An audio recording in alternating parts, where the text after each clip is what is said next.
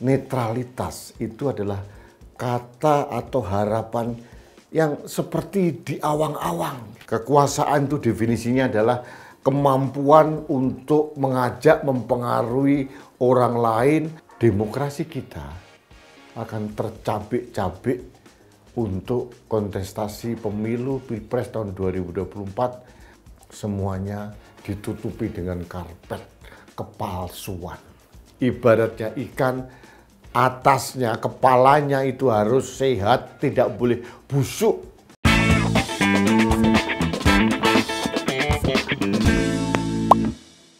Halo sahabat Main TV, kita bertemu kembali dalam Rudy's Mind. Sahabat Main TV, bagaimana cara kita untuk melihat bahwa seekor ikan itu sehat? Apakah dari ekornya, badannya, atau kepalanya, atau matanya? Yang benar adalah untuk melihat bahwa ikan ini sehat atau tidak dari kepalanya.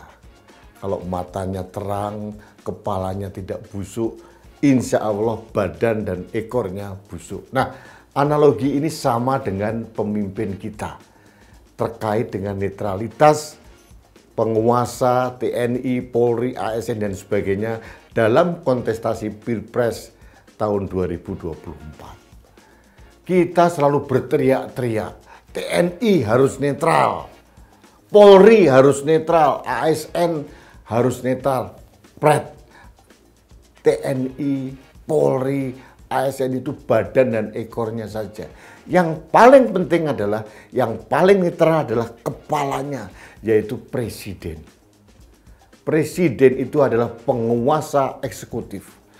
Kalau presiden mempunyai integritas, dalam arti omongan dan tindakannya selaras dan mengatakan dia netral, saya jamin TNI, Polri, ASN, dan semua birokrasi akan bersikap netral. Itu menurut saya. Kekuasaan, sahabat Main TV.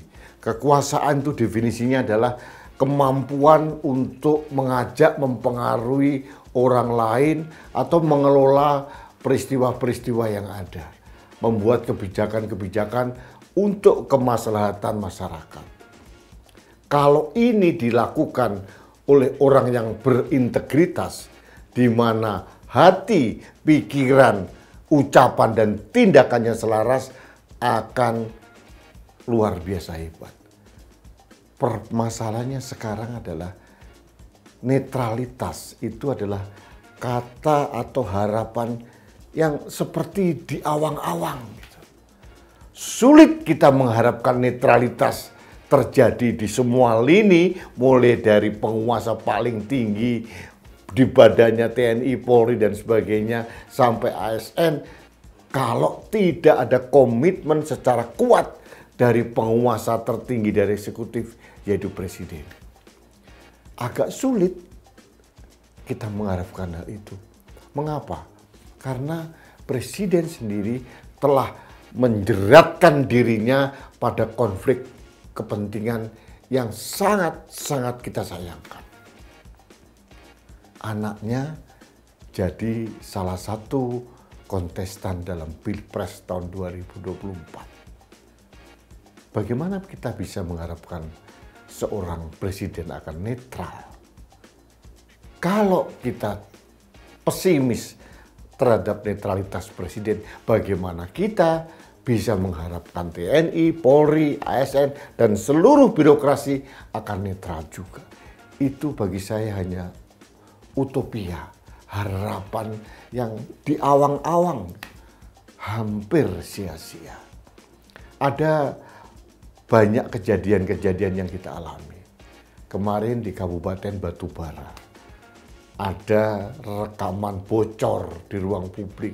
Tidak ada cerita lain, tidak ada cerita alasan apapun menangkan 02 di desa masing-masing. Katanya dari Bupati, Dandim, Kapolres, Kajari. Meskipun masing-masing sudah membantah, meskipun juga Bawaslu Kabupaten Batubara membantah, katanya sudah mengambil sampel dan itu tidak terbukti. Pertanyaan saya satu, apakah Bawaslu Kabupaten Batubara Sumatera Utara mempunyai kemampuan IT digital forensik untuk menelaah bahwa suara si A, si B ini seperti dalam rekaman itu. Semuanya ditutupi dengan karpet kepalsuan. Rakyat dipaksa untuk menerima penjelasan yang sangat-sangat tidak masuk akal kita. Kemarin juga ada di Kabupaten Takalar, seorang sekda berapi-api berbicara di depan publik bahwa kalau nanti anaknya presiden itu menang, maka akan dibuat pengangkatan orang-orang yang masuk dalam P3K menjadi ASN, menjadi calon pegawai negeri sipil atau aparatur sipil negara. Kalau anaknya menang, insya Allah akan dilanjutkan program pengangkatan CPNS jutaan. Jadi bagi saya sulit kita mengharapkan netralitas. Meskipun saya sebagai warga bangsa mengatakan bahwa demokrasi kita akan tercabik-cabik untuk kontestasi pemilu Pilpres tahun 2024 kalau melihat fenomena seperti ini. Nah, apakah kita terus pesimis dan kita hopeless, tidak ada harapan? Harapan saya hanya satu, adalah nurani dan kecerdasan rakyat Indonesia. Bahwa rakyat itu berdaulat, rakyat harus merdeka dalam menentukan pemimpin yang terbaik. Jangan mau diintimidasi dengan bansos, dengan BLT, dengan ketakutan-ketakutan oknum-oknum aparat. Jangan pernah takut. Negara ini bukan milik penguasa, negara ini milik rakyat. Yang berdaulat adalah rakyat. Harapan saya satu-satunya adalah adanya people power, kekuatan rakyat. Dan tentu saja adalah kehendak yang di atas. Saya kebetulan mengikuti perjalanan Mas Ganjar di Surabaya beberapa hari yang lalu. Beliau mengatakan bahwa sebetulnya pemimpin Indonesia berikutnya dan kapan saja itu sudah ditentukan oleh Allah Subhanahu wa Ta'ala. Tinggal kita melihat, kita mengusahakan agar apa yang kita inginkan selaras dengan kehendak Tuhan. Cuma memang harus ada drama. Drama pencederaan demokrasi di MK. Drama pencederaan netralitas itu yang terjadi sekarang. Jadi sekali lagi, sahabat Main TV, kalau kita mau Indonesia ini berdemokrasi dengan baik, ibaratnya ikan, atasnya, kepalanya itu harus sehat, tidak boleh busuk. Kalau kepalanya sudah busuk, jangan harapkan badan dan ekornya tidak busuk. Sama, pasti sama. Tapi sebaliknya, kalau atasnya itu sehat, matanya sehat, semua badan dan ekornya akan sehat juga.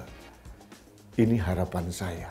Dan saya yakin harapan Anda juga, sahabat Main TV, masyarakat Indonesia. Tapi kita tidak boleh pesimis. Kita harus optimis. Ada kehendak Tuhan untuk Indonesia. Ada kekuatan rakyat yang berdaulat. Dan itu kita yakini bahwa Indonesia akan baik-baik saja ke depan. Baiklah sahabat Main TV, terima kasih Anda telah mengikuti Rudy's Mind. Kita bertemu kembali dalam Rudy's Mind berikutnya. Sampai jumpa.